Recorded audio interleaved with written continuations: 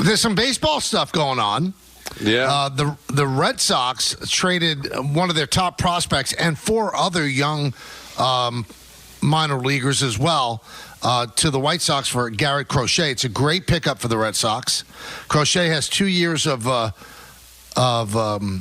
contract left, where 2 arbitration years left, which will not cost the Red Sox much, and he's a young pitcher. And they'll probably have to sign him to a long-term deal, but they don't really have to because of the fact, hey, you've got him for 2 more years anyway. You own him for 2 more years before you have to do anything. So it's a really good move for the Red Sox, who were in on Max Fried, and from what I hear, they offered $190 million for 7 years, and so did the Texas Rangers. And then, according, I think it was Joel Sherman's story, they came back to the Yankees and said, if you go to 8 for $218, then you got a deal, which tells you something because, Max Fried, if he goes to Texas for that money's worth a lot more in Texas than it is in New York. But he elected to take the 8 years for the Yankees, and so he's a Yankee. And now it doesn't seem like the Yankees are done. The one thing that's surprising me is they're supposedly really in on Kyle Tucker. And, guys, I got to tell you, there's 2 things that surprise me. That they would give up the haul that they would have to give up and not sign him, because I keep reading that he would not negotiate a long-term deal. So you'd be going for Juan Soto 2, the sequel. Yeah. And then the other one is that the Astros and the Yankees would do business. Brian Cashman has not been shy over the last couple of years saying the Astros are cheaters. We know about 17. He keeps intimating that 19, although nothing was proven, was also something that was not on the up and up. I can't believe that these 2 sides would do business. But here's the question I want to roll out to both of you and all of our callers as well. One of the names that's being mentioned is Luis Gil. And it would have to be other minor leaguers as well. Would you give up the reigning American League Rookie of the Year if you know that you don't have Kyle Tucker long term? Kyle Tucker sees what happened with Soto and said, you know what? I'll play it out and see what I can get. So if you're the Yankees, you gave up Michael King in the deal for Soto, and King, for the most part, they thought he was going to be good, but they knew he was going to be a free agent in a couple of years. Luis Gil has 5 years of control left. 5 years. They gave up Kyle Higashioka, and they knew that they had catchers in the minor leagues, so that didn't hurt. Thorpe hurt, which was turned around into Dylan Cease. And then the 2 other young pitchers, I don't think that the Yankees really had to swallow very hard. But when you're dealing the American League Rookie of the Year, who has 5 years of control left, would you do that, Don, if you can't sign the guy to a long-term deal? God, it's hard to, because the Yankees really haven't done a great job developing starting pitching. And now here they got a guy that wins Rookie of the Year. He looks like he's obviously controllable for the next few years. Like, why would you give that up? But it's also for something pretty special. The Yankees have to feel like they're going to be in competition to be able to bring Walker back. Soto was a different animal, right? Is Walker going to command that kind of attention, that kind of money, those kind of years? Now, the Astros are giving up on him because they don't want to give out 6-year deals. So you're going to probably have to give him 6 or 7. I think more. Yeah, probably. So, are you going to do that? Do you feel like he's going to be taken away like the way Soto was taken away? Are there going to be that many suitors for him? I mean, you're still the New York Yankees. I mean, you still have to feel like you've got a really good chance of bringing him back, especially if the team is successful in 25. I think I have to do it just because it fills a need, and this guy could be pretty special. I don't know at the end of the day what Gil's going to be. I mean, it wasn't like it was that great a competition for the Rookie of the Year. He was a good player, but I don't know, Michael. Do they look at him as being, the next Ron Guidry? Do they look at him as being the next stud pitcher in this organization, or is he a nice pitcher that at the end of the day, if you can fill a hole someplace else, you got to do it? I think I make the deal. You know what? I'm leaning toward I probably would as well, because very few people slip through the Yankees' fingers when they want to keep them. Soto was one that did. So the precedent has been set. And if Kyle Tucker doesn't like the Yankee experience, would he go somewhere else? Would that be somebody that the Mets would be interested in next year? The Dodgers? This guy is a stud. He's an outstanding player. He's one of the top 6 players in all of Major League Baseball. When you look at his WAR and you look at what he's done and, top 10 MVP finishes, he's really, really a special player. I guess I would do it too. But it would be tough. It would be tough to take. I don't know if I would throw Dominguez in there because you'd have, your outfield is going to be Tucker in left, Dominguez in center, and Judge over in right. That's a really good defensive outfield. Now, other names that have been out there, Brian Hoke, who I respect the heck out of, said that the Yankees are hot and heavy in the Alex Bregman sweepstakes. And, I was watching the Yankee Hot Stove on Yes with Bob Lorenz and Jack Curry and Meredith Marakovits last night. And Jack, through no uncertain terms, none, said the Yankees are not interested in Bregman and they are not interested in Arenado. So if Jack Curry is going to come out that strong, then I've got to believe that they're not interested in him. Well, that was the report before the Soto deal, right, that they weren't in on Bregman. Right. So where's this coming Well, from? I mean, I'm sure that, Scott Boras wouldn't mind that people think that the Yankees are in on somebody, right? So I don't know if it's coming from his side. And I know for a fact, not even from Jack's reporting, I know for a fact the Yankees do not think that Bregman's power plays in left field at Yankee Stadium. It plays with the Crawford boxes in Houston. It doesn't play in left field at Yankee Stadium. So if you take, last year he had, 26 home runs and 75 ribbies. And a batting average of 260, on base of 315. If you take away the home runs and he becomes a 20 home run guy, is he really worth it? He's a good defender, but the Astros don't want to go more than 5 or 6 years. He wants more than that. I don't think I'm going to give a 30-year-old third baseman that. I think that's one of the reasons that they're not interested in Arenado, because of his age. And he's got 3 years left on his contract. So, I mean, they still got work to do. I think the Fried thing was a nice pickup. If they could somehow get Tucker, I'm not saying that they're better than they were with Soto, because I'm not going to sell you a line of BS. It's just ridiculous. When you lose a guy like Soto, it's going to take a lot to make up for him. But signing Fried and bringing in Tucker, you've made up for a lot of it. Maybe not all of it, but you've made up for a lot of it. That's how good Tucker is. And Fried, since 2000, has the best ERA in all of Major League Baseball. That's not nothing. That's not nothing. But listen, I know Heel won Rookie of the Year, and they have not developed starting pitchers. But if you've got a chance to fill a hole, Michael, because, again, because what's your rotation going to look like right now with Fried there? So you've got Cole, you got Rodon, you got Fried, you've got Schmidt. And Heel. You've got and then Cortez and Stroman are on the outside looking in. Right. So you have, those are ancillary pieces that could all audition to be your fifth starter. So it's not like you don't have a really good rotation. That would obviously take a hit losing Luis Heel, but just ask yourself, that was a great Rookie of the Year, but again, the competition wasn't that crazy, and do you see a future stud? Because Walker is a stud.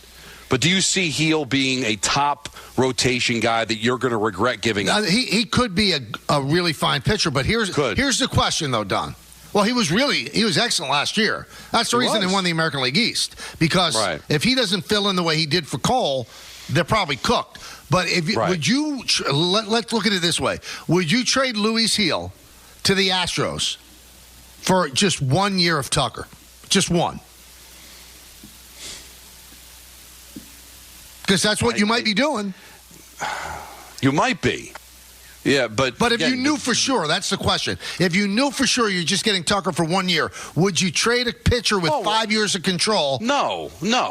No, because again, that's 5 for 1, right? You get one guy, and that you have somebody that's controllable for 5 years. Now, if you turn around and win the World Series, then I guess you do that, but that's not guaranteed. And I don't know if he's going to be as dynamic as Soto was, where you can look back and only having him one and done and still say that it's worth it. But no, but still, you got to feel like you've got a better than average chance of bringing him back. This is not a small market team where you know that once he hits free agency, you're not going to be able to compete. I don't know what the number would be, 75%, 80%, 90%, 60%, but definitely it's north of 50. So I don't have to answer the question of would you do it if he's gone after 1 year, because you can't ignore the fact that I've got a better than average chance of bringing him back. But then you have to worry, are the Dodgers and the Mets interested next year? You just don't know, because Starling Marte is going to be gone after this year. I don't know. I'm not quite sure. He's a really good player. It's scary. And then you fall back on they don't develop starting pitchers. So how do you look at not developing starting pitchers? That now you have to hold on to them because they never really get a chance to develop a guy this good? Or do you look at it and say because they never develop starting pitchers that maybe that tells you that he is not going to turn out to be a stud? But we've already seen him be a stud for 1 year, and you can't say they don't. 1 year. I mean, listen. You can't say they don't develop starting pitching, though. I mean, Clark Schmidt's really good. Michael King was developed by the Yankees. How good was Cortez when he first got called up, right? What if it turns out to be like that? And Thorpe was developed in the Yankee system, and the Padres turned around and got a really good pitcher for him, Dylan Cease. So, I mean, I think that's the narrative, but they've developed guys in the bullpen, and they've developed some starting pitching. Oh, I'm talking about starting pitching. Bullpen, Cashman, I think that's his strength, is building a bullpen. I think he does that better than anything he does. Now, it's still out there. You know, people want to, and Don and I and Peter pushing back that the Soto thing was about money. And we're not saying it in a pejorative way. We're saying it was about money. And that's what free agency is usually about. Well, Brian Cashman, I don't even see how it's a take to stay that. Right. It's just like a fact. So Cashman was talking with the media today. He dismissed the peripheral reasons other than dollars given for Soto picking the Mets over the Yankees. And David Lennon tweeted this out. And he brought up how much was made over his personal visit to recruit and sign CC Sabathia. This is what Brian said. The truth of the matter is, I hit him over the head with a big bunch of cash. That's what it comes down to. And Steve Cohen's bag of cash was bigger than the Yankees' bag of cash. I keep loving when people go, there's only a $5 million difference. Stop it. You're embarrassing yourself. The contract with the Mets is going to be worth over $800 million. It's well over $50 million more. Well, it's not $5 million. You're telling me because the Mets' final offer was $765 and the Yankees is $760. Well, okay, the Yankees were 16 years, the Mets were 15 years, and there's escalator clauses in the Met contract that brings it over $810 million. Yankees didn't have those clauses, so how could you say there's only a $5 million difference? It's not. No, listen, I agree with you. But, geez, everybody's coming out of the woodwork. People that we respect, all four of the baseball writers we've had on over the last 48 hours, all have said that it wasn't all about the money. So maybe we're looking at it the wrong way. Maybe it's a semantics things, Peter. It was about the money, but this was a guy that wanted the song and dance. He wanted the dog and pony show. They all had to go out to California to see him. So maybe it didn't mean all that much, but how high you jumped maybe didn't matter at the end of the day. Not giving the suite when the Mets were willing to give the suite. Little tiny things like what Buster said about the players get more cash in their checks for per diem than they got when they got the cash in the envelope, but they liked the cash in the envelope. There was just something optically about getting a bunch of cash in an envelope than having to cash a check that was already in your original check. There's sometimes the style and the way. When you say jump, I say how high. That's kind of what maybe you're looking at. Yeah, he went for the money, but how you did it, how you went about it, how much you showed the love maybe had a little influence on him. Well, is that possible? I don't know. I can't. I think that if you're going to put a percentage on it, I'd say 95% of the decision was because of money. That's what I can't swear to it. But here's the thing. But that's something, right? Because I think if I asked you that question 3 days ago, you would have said it was 100%. You know what? I'm just being as Peter. I'm being the nice guy. I think it was 100% money. But why did he want everybody to go to him? It's all about the money, and I agree to a certain extent. But obviously, the song and dance mattered to Soto. He wanted to see how far people were willing to go. Yes, financially, but also what else were you willing to do? All you guys got tons of money. You got Rogers money. You've got Hal money. You've got Cohen money. I know I'm going to get paid, but I kind of want to just see how far you're willing to go for this beyond the money. That's why they had those meetings, because we talked about it. Why you have to have the meetings? Sit back, get your offers, and make your decision. But he still wanted to meet with everybody. He still wanted to see would they all come? Would they dance for the clown? And maybe that was something that factored in. What percentage? I don't know. But when you have respected guys like Buster Olney and John Heyman and Jeff Passan and Andy Martino all saying it was about the money, yeah, but... makes me think that yeah, but had some sort of a little bit of influence on him. Now, also, Cashman did address the suite thing, and he said we've had a lot of great players with the New York Yankees who have made the Yankees a lot of money, and you know what? They spent money for their own suite, and that's the way it's going to stay. Again, I think the suite play at the end was just probably Boris and Soto being smart. Mm-hmm. They were going to go for the money, but they were like, it would make us really happy. This suite. Oh, sweet, no problem. And you, at the end of a deal, if the entity giving out the money is desperate for who they're getting, you can really get some great stuff from them. Oh, yeah. That's how it works, man. But don't you think he likes busting chops too, Peter? Both Boris and Soto. Like, if Soto was a beard guy, do you think he would have thrown that on the table? I want to keep the beard. He might have. Just to bust, just to see how much do you really love him. He wanted everybody to bend the knee. Yeah, exactly. So it mattered, Michael, to some extent. Well, I think that, the Yankees made it. It was on the Hot Stove show yesterday. It might have been with Cashman, where, I know Omar Minaya said it. We didn't really have to go to California. We just spent the last year with him. He knows everything about us, but, we did it out of respect. And I said at the time, it was kabuki theater. They didn't have to go to California. Right. But he wanted everybody to bend the knee. That's right. He wanted to bend the knee. And and I give the Yankees credit for it. I actually admire it. I respect it. Hey, we're the New York Yankees. We don't have to do this. Well, you lost them.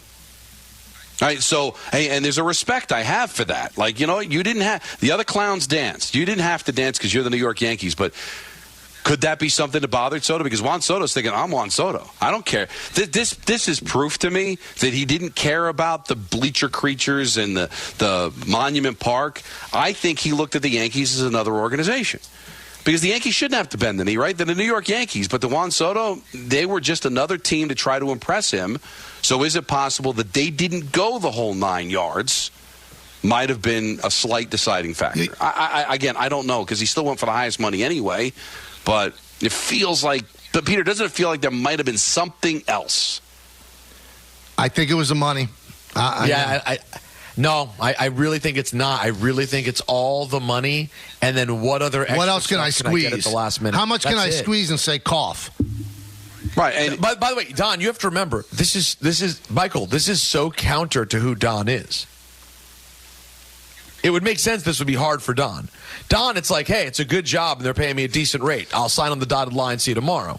Right. The way a lot of people operate is, I want to get everything I can. Okay, I got all the dollars that I can. Now I want to squeeze every other thing dry. Now I'd be looking to give some money back. Exactly. And guess what, Michael would be doing? Can I pay double on the suite? That's what you'd say. Yeah, exactly. Don would ask, could I get 2 tickets for friends to games? Michael would say, if my suite doesn't have leather couches, I'm not coming. You think I'd be like that? That's the difference. 100,000%. No. I know you'd be like that. I'm offended, but I'm offended because you're right. Thank you. I know what I'm talking about. And you know me. Nobody's going to push over me. Well. No. Don, why don't you listen to Peter when he tells us about Amazon?